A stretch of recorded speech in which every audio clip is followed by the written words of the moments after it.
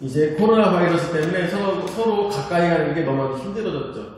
이 마스크를 쓰고선 찬양을 하는 것도 너무 힘들고, 마스크를 쓰고선 기도하는 것도 힘들고, 마스크를 쓰고 뭐 하는 것도 너무 힘든데,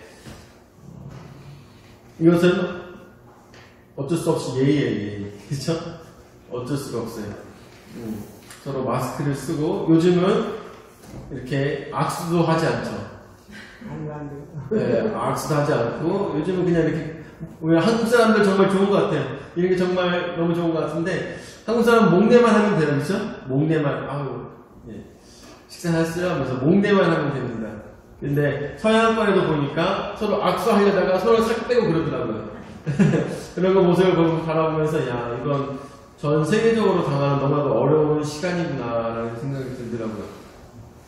이럴 때일수록 우리가 더 정신 차리고 하나님께서 우리에게 원하시는 방향이 무엇일까 더 고민하는 그런 살아있는, 행동력 있게 움직이는 그런 신앙인들이 되시기를 예수 그리스도로 축원을 드립니다. 아멘. 저번 주에는 이런 말씀을 드렸었습니다. 우리는 기독교인으로서, 믿는 자로서 빛과 소금이 되어야 된다는 그런 말씀을 전달하였습니다. 그래서 소금으로서는 어떤 역할을 감당해야 된다고요? 소금으로서는 절대 변치 않는 절대적인 그런 가치관이 기독교인들에게 있어야 된다는 말씀을 여러분들에게 드렸습니다. 요즘 기독교인들이 생각하면 어떤 것이 생각납니까? 요즘 기독교인들이 생각하면 너무나도 안 좋은 것들만 많이 생각납니다. 그렇지만 기독교인들에게 있어서 가장 절대적인 가치관, 바로 사랑이라는 것이 바로 우리 가운데 있어야 되며, 우리가 사랑을 외치는 것뿐만 아니라 많은 세상의 사람들이 저 사람들은 사랑하며 사랑하는 사람이다라고 이야기할 수 있는 그러한 사람들이 되어야 될 것입니다. 소금이 나는 소금이요 라고 외치는 소금은 없을 것입니다. 모든 사람들이 저 소금은 먹어보니까 짜다, 그러니까 이것은 소금이다 라고 얘기하는 것이죠. 우리 기독교인들도 맛을 보니까 이 사람들은 사랑이 넘치는구나 라는 것을 깨닫게 되어서, 그래서 우리가 사랑을 외치는 것이 아니라 사람들로 하여금 저 사람들은 사랑하는 사람들이구나 라고 인정받는 우리 모두가 되시기를 바랍니다. 또한 빛으로서의 역할도 잘 감당해야 될 것입니다. 빛은 어두운 곳에 두지만 그것을 감추지 않습니다. 모든 사람들로 하여금 빛을 비춰야 되는 것입니다. 크리스찬이라는 것은 바로 그런 역할을 해야 됩니다. 더 어둡고 더 숨고 더 나타나지 않고 이러는 것이 크리스찬이 아니라 더 밖으로 나오고 더 밝은 빛을 비추며 많은 사람들로 하여금 길을 보여주는 것이, 어두운 세상 속에서 길을 보여주는 것이 바로 크리스찬들의 해야 할 일, 예수님께서 우리에게 명령하신 그 빛과 소금의 역할, 그것을 감당하는 것. 그러므로 인하여서 뭐라고 했습니까? 하늘에 계신 너희 아버지께 영광을 돌리게 하라고 했습니다. 그런데 무엇을 통하여서 영광을 돌리게 하라고 했습니까? 그 행위로 인하여서, 너희의 행실을 통하여서 하나님 아버지께 영광을 돌리게 하라고 했습니다. 우리가 아무리 마음속에서 예수 그리스도를 믿는 마음만 가지고 있어서는 중요한 것이 아니라, 그보다 더 중요한 것은 바로 그것들을 통해서 우리의 빛과 소금의 행실이 나타나야 된다는 것을 저번 주에 여러분들에게 말씀을 전달했었습니다. 그 말씀에 이어서 오늘 말씀 마태복음 5장 17절, 18절, 19절 말씀을 통하여서 또한 우리에게 귀한 은혜가 있었으면 좋겠습니다.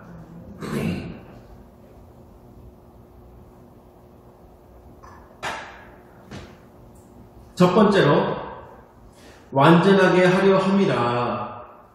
17절 말씀을 한번 보도록 하죠. 17절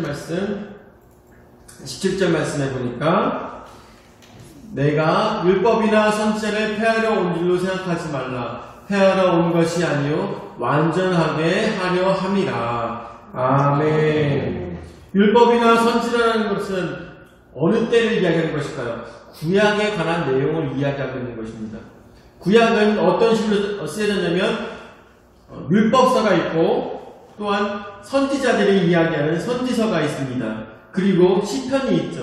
이런 것들이 구약의 말씀의 전체적인 내용을 다루고 있습니다. 그런데 구약에 있는 내용들에 대해서 예수님께서 말씀하시는 것이 구약의 내용과 사람들이 생각했을 때 많이 다르다고 생각했던 것입니다. 왜냐하면 구약에서 나오고 있는 하나님의 가르침은 그 말씀을 듣지 않았을 때 죽임을 당하거나 아니면 어떤 버려짐을 당하거나 이러한 일들이 굉장히 많았습니다. 그런데 예수님께서 말씀하시는 것은 오히려 그런 사람일수록 더욱더 사랑을 하고 더 안아주라고 말씀하시다 보니까 사람들이 굉장히 의아하게 생각한 것입니다. 왜냐하면 예전에 이야기하던 율법이나 선지자들이 얘기하는 것과 너무나도 많이 다르다고 느꼈기 때문인 것입니다. 그런데 오늘 성경 말씀 19절 말씀에도 계속 시작하여서 보니까 우리 마태복음 5장 21절서부터 한번 볼까요? 21절서부터 마태복음 5장 21절서부터 27절까지 말씀. 예수님께서 말씀하시면서 율법이나 선지자를 폐하러 오신 것이 아니라고 말씀하시면서 우리에게 이 말씀을 구체적으로 들어 말씀해 주셨습니다. 그것은 21절에 보니까 옛사람에게 말한 바 살인하지 말라 누구든지 살인하면 심판을 받게 되리라 하였다는 것을 너희가 들었으나 나는 너희에게 이르노니 형제에게 노하는 자마다 심판을 받게 하고 형제를 대하여 나가라 하는 자는 공회에 잡혀가게 되고 이러한 놈이라 하는 자는 지옥불에 들어가게 되리라. 그러므로 예물을 제대로 드리다가 거기서 내 형제에게 원망될 만한 일이 있는 것이 생각나거든. 이런 것처럼 이렇게 말씀이 쭉 나오겠죠. 이렇게 말씀이 나오는 것처럼 예수님께서 말씀하시는 것은 너희도 하여금 살인하지 말라 하였는데 살인하지 말라 말씀하셨는데 예수님께서는 살인하지 말라는 것에 대해서 부정하십니까? 부정하시는 것이 아니죠. 모세가 사람들에게 이야기해줬던 하나님께서 모세를 통해서 말씀해 주셨던 그 10계명에 대해서 부정하는 것이 아닙니다. 부정하는 것이 아니에요. 예수님께서는 오셔서 우리에게 말씀하시기를 너희는 살인하지 말라고 배웠지만 나는 너희에게 더 이야기하노니 형제들을 미워하지도 말라고 말씀하고 계십니다. 또한 형제로 하여금 나가라고 이야기도 하지 말라고 하십니다. 나가는 무엇입니까? 바보라고 이야기도 하지 말라고 말씀하여 주시는 것입니다. 하나님께서는 그렇게 말씀하셨지만 예수님을 통하여서 우리에게 더욱더 말씀하시는 것은 이 10계명에 대한 하나님께서 우리에게 주셨던 이 10계명에 대한 폐하는 내용이 아니라 심화 과정이라는 것을 우리가 깨달아야 된다는 것이죠. 심화 과정인 것입니다. 여러분들 살인하는 게 더 쉬워요? 아니면 사람을 미워하는 게 더 쉬워요? 미워하는 게 더 쉽죠. 우리가 더 많이 하게 되는 것이 여기서 혹시 사람 죽여보신 분 있으세요? 사람 죽여보신 분? 없죠.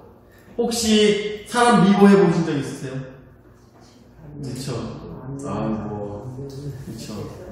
사람 미워해 본 적이 없으신 분은 바보죠, 바보. 그래서 바보. 생각이 없는 사람을 형제를 미워하지 않는 사람일 거라 제가 생각이 들어요. 우리는 어떻습니까? 오늘도 형제를 미워하고 내일도 미워할 것이고 과거부터 계속 미워했어요. 너무나도 싫어했어요. 이 세상에 좋아하는 사람도 있지만 싫어하는 사람들도 굉장히 많이 있어요. 그러한 삶을 살아갔습니다. 그리고 그런 사람들을 향해서 마음속으로 욕해본 적이 있습니까? 없습니까? 있어요. 있죠. 네. 목사라고 다를 것도 없죠. 네. 다 미워하고 싫어하고 마음속으로 욕을 합니다.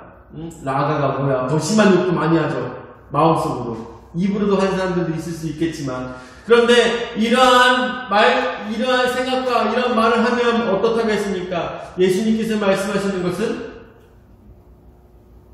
뭐라고 했어요? 24절 말씀에 5장 24절 말씀에 23절 말씀 22절 그래서 나는 너희에게 이르노니 형제에게 노하는 자마다 심판을 받게 되고 형제를 대하여 라간하는 자는 공의에 잡혀가게 되고 미련한 놈이라 하는 자는 지옥불에 들어가게 되리라 말씀하십니다. 뭐예요? 우리 마음으로 이야기하고 입으로 얘기하는 이 모든 것들 때문에 어디에 들어가게 된답니까? 지옥에 들어가게 된다는 것을 우리에게 말씀하고 계시는 것입니다. 예수님의 법은 더욱더 엄격하다는 것을 우리는 생각하게 됩니다. 그러므로 우리 예수님께서 우리에게 말씀하시는 것은 더 잘 지켜라 라고 말씀하고 계신 것입니다. 내가 너희로 하여금 하나님 아버지께서 말씀하셨던 것을 폐하러 온 것이 아니라 너희로 하여금 더 잘 지키라고 말씀하시기 위해서 우리에게 오셨다는 것입니다. 이것은 무엇입니까? 완전케 하기 위해서 우리에게 오셨다는 것입니다. 5장 26절 한번 볼까? 마태복음 5장 26절 27절이다. 27절. 또 간음하지 말라 하였다는 것을 너희가 들었으나 28절 나는 너희에게 이르노니 음욕을 품고 여자를 보는 자마다 마음에 이미 간음하였느니라. 아멘. 여러분들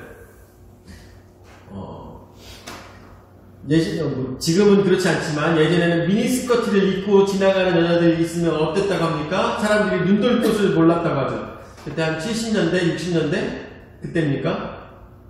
근데 저도 남자예요. 남자다 보니까 이렇게 누가 이렇게 막 굉장한 옷을 입고 지나가면 눈이 돌아가요. 네, 굉장한 옷을 입고 지나가면 눈이 돌아가요. 깜짝깜짝 놀랍니다. 예전에 우리 침침대에서 학교에서도 그런 아이가 있었어요. 학교에서 그런 아이가 보통 없는데 옷을 이렇게 파인 아이가 있었어요. 이렇게 파인 옷을 입고 온 후배가 있었어요. 그래서 같이 앉아서 얘기하는데 정말 뭐랄까 너무 힘든 거예요. 네. 이런 고민 생각이 들더라고요. 내가 평소에 사람과 얘기할 때 시선을 도대체 어디다 썼더라? 이런 생각이 들더라고요. 평소에 이야기할 때 시선을 도대체 어디에 뒀었더라? 이런 생각이 들 정도가 되더라고요. 근데 그렇게 심하게 입고 다니던 후배가 있었는데 어느 날 그 후배가 정말 옷을 단정하게 이렇게 다 가리고 이런 식으로 해갖고 옷을 입고 온 거예요. 그랬더니 선배들이 더 가까이 와가지고 다들 칭찬해주면서 야, 너 오늘 옷 왜 이렇게 경건하게 입고 왔니?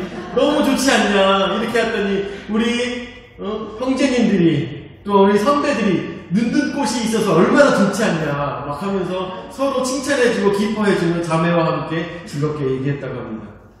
여러분들 그렇습니다. 남자는 어쩔 수가 없어요. 여자들은 사실 이런 마음을 이해하지 못할 거예요. 왜냐하면 남자들은 여러분들 그거 아시다시피 동물들은 발전기가 있어요.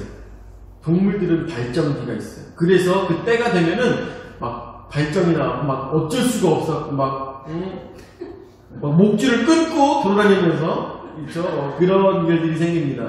여러분들 근데 진짜 신기하신 신묘막측하신 하나님께서 남자를 하여금 발전기를 언제 주셨는지 아십니까? 1년 중에 언제인지 아십니까? 남자는 발전기가 있어요. 발전기. 여자들은 몰라요. 남자만 알아. 남자만 알아요. 왜냐하면 남자의 마음을 남자만 아니까. 남자의 발전기. 여러분들 아십니까? 제가 최초 공개하는 건가요? 최초 공개하는 거죠. 남자의 발전기가 있어요. 승환아, 발전기 언제야?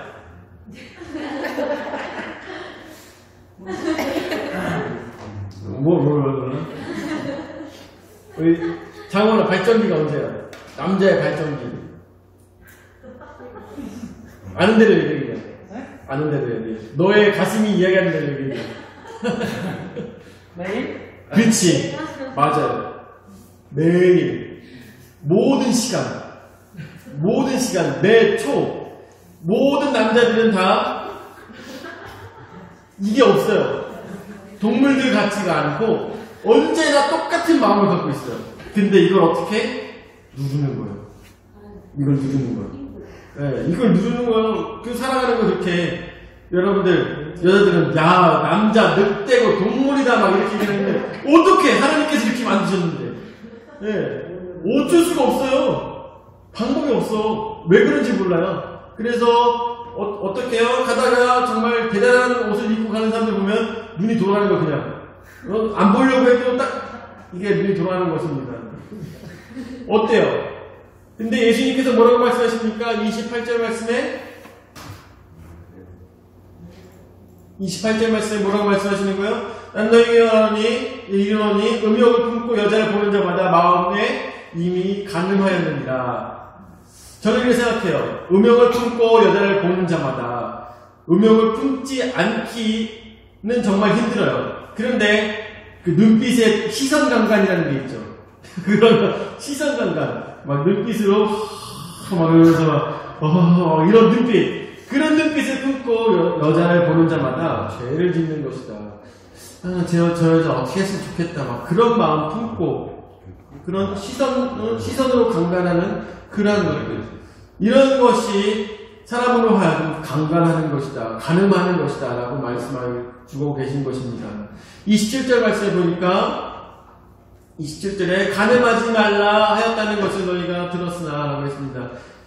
십계명에서도 간음하지 말라고 분명하게 말씀하였습니다.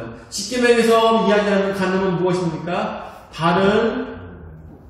자신의 아내가 아니라 다른 여자와 함께 관계를 갖는 것, 혼전 관계를 갖는 것, 이러한 것들이 간음이라고 알고 있었습니다. 그렇지만 예수님께서 말씀하신 것은 무엇이에요?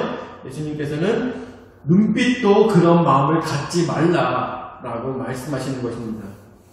물론 완벽할 수는 없습니다. 다만 우리가 노력을 해야 된다는 것이죠. 남자나 여자나 노력을 해야 되는 것입니다.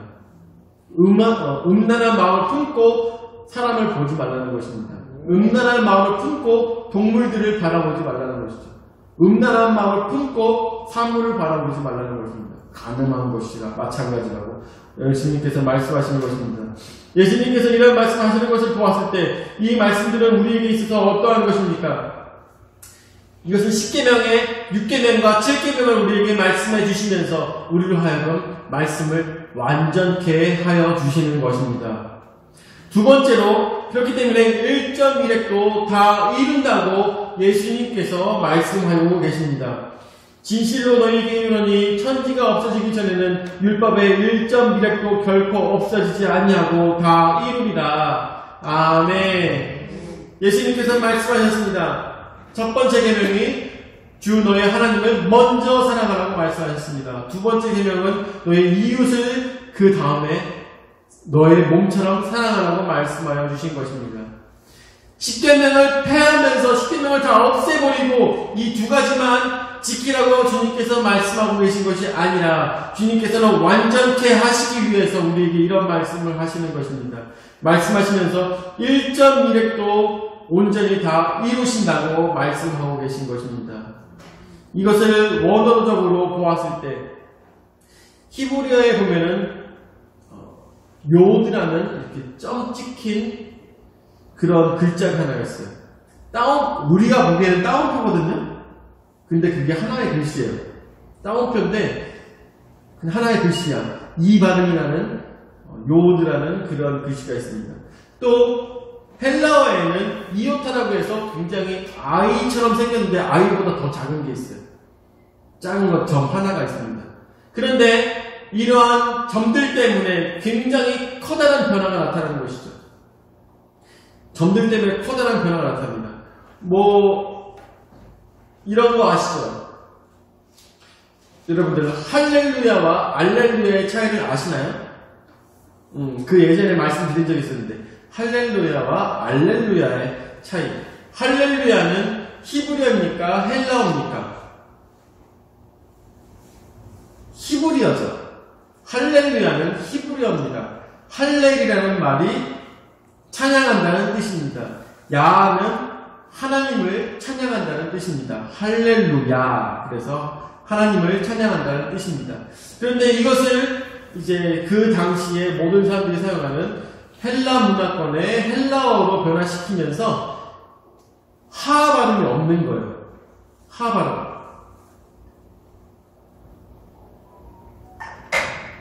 할렐루야라고 해야 되는데 하 발음이 없는 거예요. 하 발음은 어떻게 되면 아 발음 위에다가 점을 찍어서 하 발음을 넣는 것입니다.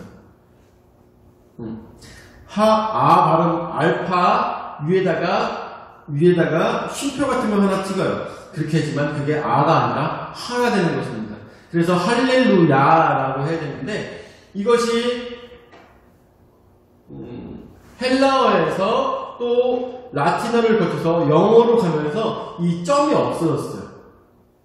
점이 없어진 거예요. 그러니까 하가 아니라 아가 되버린 거예요. A 발음으로 나아갔어요. 그래서 할렐루야가 아니라 알렐루야로 그것이 바뀌어버렸습니다. 변화가 되버렸어요. 그럴 수도 있겠죠. 그런데 문제는 거기서 발견된 것이 아니라 이것이 다시 히브리어로 가면서 문제가 된 것이에요. 알렐이라는 단어는 할렐과 다르게 할렐은 찬양한다는 뜻이었는데 알렐은 저주한다는 뜻이 있습니다. 알렐은 저주한다는 뜻이 있어요. 그래서 할렐루야가 아닌 영어권에서 라틴어를 거쳐서 나온 이 영어권의 알렐루야로 가게 되면 무엇입니까? 무슨 뜻이에요? 하나님을 저주한다는 뜻이 되어버린 것이죠. 그래서 중세에서 이 찬양을 할 때 알렐루야 이런 알렐루야를 굉장히 많이 썼었습니다. 그들은 마음은 하나님을 찬양하는 마음이었겠죠. 그렇지만 입술로는 어떻게 해요? 히브리 민족이 듣기에는 하나님을 저주하는 것처럼 듣는 것이. 그래서 저도 우리 학생들과 함께 찬양할 때도 그거는 빼고 우리 다 이런 것은 할렐루야로 부르자고 이런 식으로 얘기하고 있습니다. 여러분들 1.1획 때문에 엄청난 차이가 있는 것을 우리가 보게 되는 것이죠. 성경 말씀을 해석을 할 때도 1.1획이 얼마나 중요한지 우리는 찾아보게 될 것입니다. 우리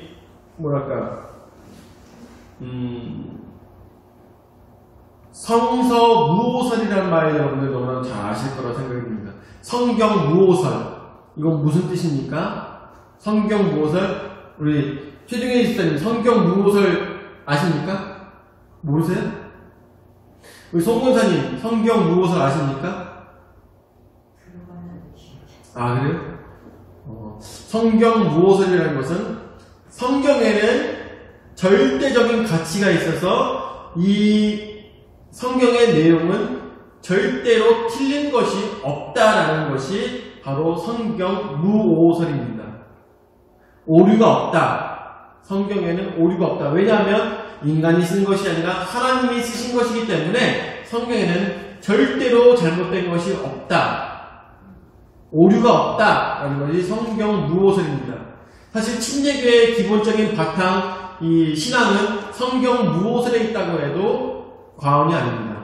우리는 이런 믿음이 있는 것이죠. 성경은 절대 잘못된 것이 없고 이 말씀에는 나로 하여금 온전한 신앙의 길을 갈 수 있도록 인도해주는 성경의 말씀입니다. 그런데 이 성경 무오설은 신학생들 1학년들이 굉장히 믿는 신앙적인 내용이지만 신학교 2학년, 3학년쯤 되면은 이 사상이 바뀌어요. 이 사상이 바뀌어요. 왜냐하면 그제서야 깨닫게 됩니다. 번역본에 관한 내용이 아니구나 라는 것을 알게 됩니다. 성경 무오설은 원어 성경에만 적용되는 이야기입니다. 번역된 성경에는 잘못된 것이 있을 수 있습니다. 이것은 신앙으로서 생각해야 될 것이 아니라 이것은 어쩔 수가 없는 것이에요. 만약에 번역된 성경이 잘못되지 않고 완전하다면, 예전에 최민철 목사님 말씀하셨나요? 완전하다면 개역 개정이 나올 이유가 없는 것이죠. 개역 성경이 나올 필요가 없는 것입니다. 왜냐하면 완전하기 때문인 것이죠. 다른 성경이 나올 필요가 없는 것이에요. 그냥 성경 한 번 번역하면 끝입니다. 그런데 잘못된 것들이 있기 때문에 이것들을 수정하면서 나아가는 것이죠. 그렇기 때문에 성경 무오설이 번역본에는 적용되지 않는 것입니다. 그런데 예수님께서 말씀하시는 1.1획도 다 이루리라는 것은 한글 성경을 이야기하시는 것일까요? 아니면 히브리 성경을 이야기하는 것일까요? 이런 것들을 종합해 봤을 때 바로 히브리 성경에 있는 선지자의 모든 말씀들이 다 1.1획도 다 이루신다고 말씀하여 주시는 것입니다. 그러므로 이 세상에 존재하는 가장 중요한 절대적 가치 그리고 완전한 가르침은 어디에 있는 것입니까? 바로 하나님의 성경 안에 있는 것을 우리는 깨달아 알아야 될 것입니다. 세 번째, 천국에서 큰 자가 되라. 아멘. 우리는 천국에서 큰 자가 되어야 될 것입니다.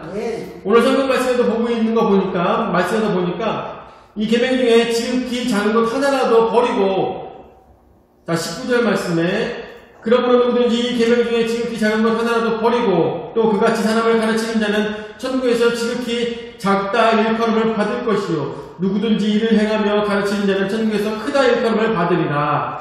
아멘.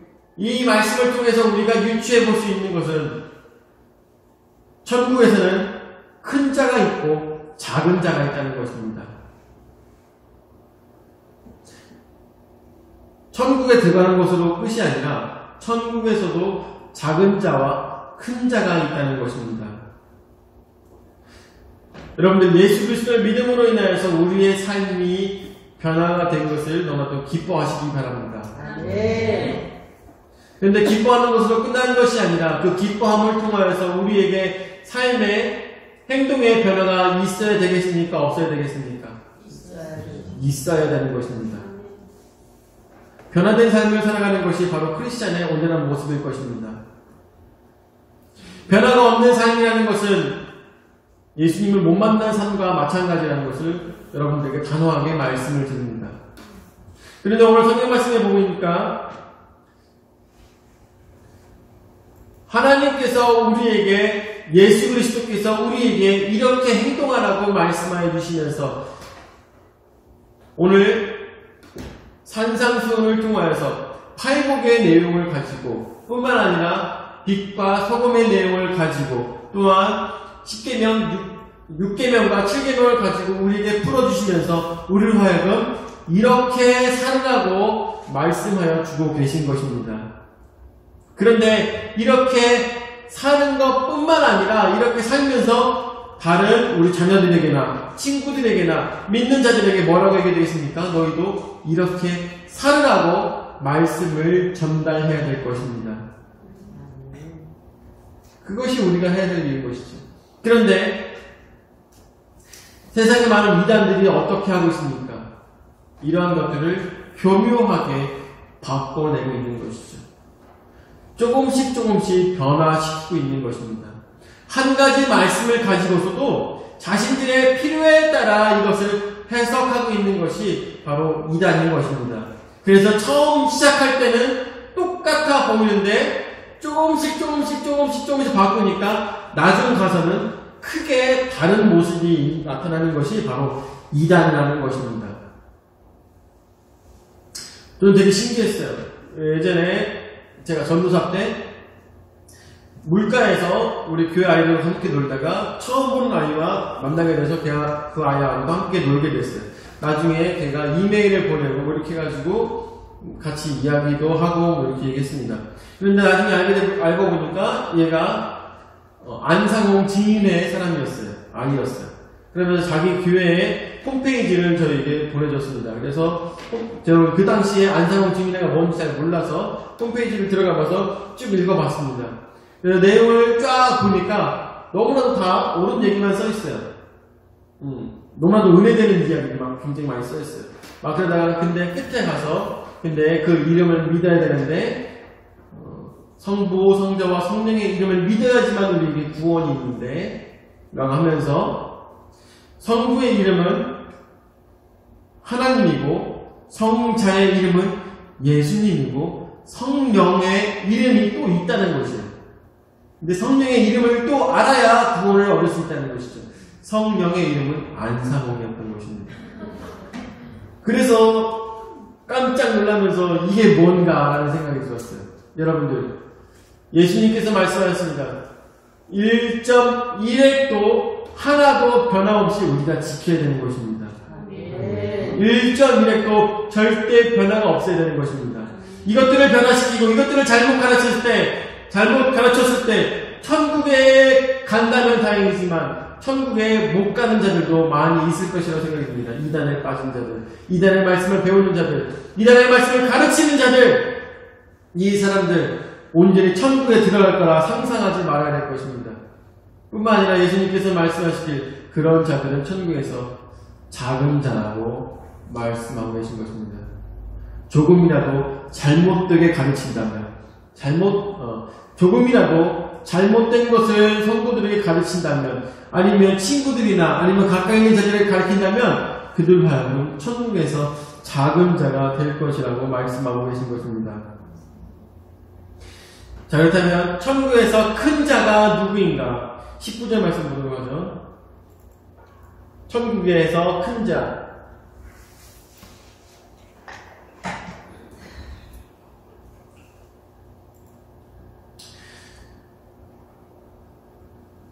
자, 지극히 작다 일컬음을 받을 것이요. 또한 누구든지 이를 행하며 가르치는 자는 천국에서 크다 일컬음을 받으리라. 아멘. 계명 중에, 하나님의 계명 중에 온전하게 가르치는 자는 천국에서 크다 일컬음을 받는다고 말씀하였습니다. 그런데 이거보다 더 선행되는 것이 있죠. 가르치는 것보다 더 선행되는 것이 무엇입니까? 행하며. 아멘. 맞습니다. 행하며입니다. 가르치기만 해서는 천국에서 큰 자가 될 수가 없습니다. 행하면서 가르쳐야 되는 것입니다. 행하며 가르치는 것은 무엇일까요? 입으로 가르치는 것이 아니라 행동으로 우리의 삶을 통해서 가르쳐야 되는 것입니다. 먼저 우리가 사마리아인을 사랑할 줄 아는 그러한 행동이 우리에게 있어야 된다는 것입니다. 헐벗은 자에게 우리의 옷을 나눠줄 수 있는 행위가 우리에게 있어야 된다는 것입니다. 맞았을 때 그것을 화내면서 나도 같이 때리려고 하는 그런 행위가 아니라 이 사람이 왜 화가 났을까? 이 사람에게 필요한 것은 무엇일까? 먼저 고민할 수 있는 행함이 우리에게 먼저 있어야 된다는 것입니다. 그러므로 인하여서 우리의 행함을 통해서 저들에게 변화가 찾아왔을 때 우리는 어떤 자가 된다는 것입니까? 천국에서 큰 자가 된다는 것입니다. 오늘 말씀을 마무리 짓도록 하겠습니다. 주님께서는 우리로 하여금 완전한 가르침을 허락하여 주셨습니다. 율법을 폐하러 오신 것이 아니라 율법을 완전케 하시기 위해서 우리에게 오셨다고 말씀하셨습니다. 그리고 하신 말씀들 바로 이것, 계명대로 살아라. 그리고 이것을 행하며 살아라. 그랬을 때 너희에게 큰 복이 있다고 말씀하여 주시는 것입니다. 1.1획이라도 모두 다 이루신다고 말씀하여 주고 계신 것입니다. 너희들끼리 해석하지 말아라. 너희들 생각으로 해석하지 말아라. 하나님의 뜻은 따로 있다. 하나님의 뜻은 이 말씀에서 절대 1.1획도 변하지 않는다고 말씀하여 주시고 계신 것입니다. 오늘 우리는 어떻게 살아야 되겠습니까? 예수님의 말씀 속에서 살아야 될 것입니다. 예수님의 말씀을 행하며 살아가야 될 것입니다. 하나님의 말씀을 가까이 두면서 말씀대로 살기 위해서 노력하는 우리가 되어야 될 것입니다. 아무래도 우리가 인간이기 때문에 말씀대로 온전하게 살아간다는 것은 굉장히 어려운 일일 것입니다. 그렇지만 언제나 말씀드렸다시피 뭐라고 했습니까? 노력하라고 했습니다. 노력하는 것입니다. 노력하는 자, 그에게는 하나님의 위로가 있을 것입니다. 천국이 저들의 것임이 될 것입니다. 우리는 오늘도 이 믿음을 가지고, 이 신앙을 가지고, 행동하는 신앙을 가지고, 이 세상 속에서 천국에서 큰 자가 되시기를 예수 그리스도로 축원을 드립니다. 아멘. 사랑해 주님 은혜와 사랑을 감사드립니다. 오늘도 저에게 귀한 은혜의 말씀 허락하여 주셔서 말씀으로 깨달을 수 있도록 인도해 주심을 감사를 드립니다. 주여, 천국에서 큰 자는 바로 주님의 온전한 가르침, 완전한 가르침을 따르는 자가 천국에서 큰 자임을 저희는 말씀을 통해서 배우게 됩니다. 주여, 우리로 아는 것으로 끝나는 것이 아니라 행동으로 보여줄 수 있는, 행동으로 다른 사람들을 감화시킬 수 있는 신앙이 될 수 있도록 인도하여 주시옵소서. 아버지, 지금 이 세상에 가장 필요한 자가 누구이겠습니까? 하나님의 말씀을 너무나도 잘 아는 자가 중요한 것이 아니라 이 세상에 필요한 것은 하나님의 말씀대로 행하는 자가 필요한 것을 주님 앞에 고백합니다. 주여, 그 사람이 내가 될 수 있도록 인도하여 주시옵고, 작은 말씀 하나라도 지키며 그 말씀대로 살아가기 위해 노력하는 우리의 신앙의 모습이 될 수 있도록 인도하여 주시옵소서. 그래야 해서 우리로 하여금 세상에 사랑만 가지고 살아가는 자들이 바로 크리스찬이라는 것을 세상의 모든 사람들에게 빛을 비칠 수 있는 우리 모두가 될 수 있도록 주님, 풍성하신 주님의 모든 사랑하는 권속들과 모든 신앙인들이 될 수 있도록 인도하여 주시옵소서. 오늘도 저에게 귀한 은혜의 말씀 허락하여 주시면 감사드렸고, 사랑 많으신 예수님의 이름으로 기도드립니다. 아멘. 교회 소식 전하도록 하겠습니다. 코로나 바이러스의 영향으로 교회 일정이 계속 변경되고 있죠. 예배 마친 후에 오늘도 식사는 없습니다. 오후 예배는 가정에서 드릴 수 있도록 PDF 파일을 카카오톡으로 보내드리도록 하겠습니다. 그래서 보시면서 가정에서 예배를 드리시면 너무도 감사하겠습니다. 3월달 풍성한 대기대회를 4월달에 하겠다고 했는데 4월달도 미디스에 어떻게 될지 모르겠어요. 지금 아이들의 개학도 4월달로 미뤄진다는 얘기가 있더라고요. 어떻게 될지 모르겠네요. 나는 수요 예배 및 금요일 기도회는 2층에서 드리고 있습니다. 2층은 넓은 공간에서 예배를 드리기 때문에 다들 마스크를 쓰고 예배 드리기 때문에 많은 위험이 없을 거라고 생각이 듭니다. 혹시 더 전하실 말씀 있으십니까? 전하실 말씀 없으시면 축도로 예배 마치도록 하겠습니다. 이제는 자기 몸부러 주기까지 우리 죄를 감당하신 구주 예수 그리스도의 은혜와 자기 아들을 주기까지 우리를 사랑하신 아버지 하나님의 무한하신 사랑과 성령 하나님의 감화 감동 역사 교제 위로 내주하시는 내가 주의 완전하신 말씀을 따라 오늘도 행동하며 행위로 많은 사람들을 가르치며 변화시키고자 하는 모든 천국의 큰 자들에게 영원히 함께 하실지어다. 아멘.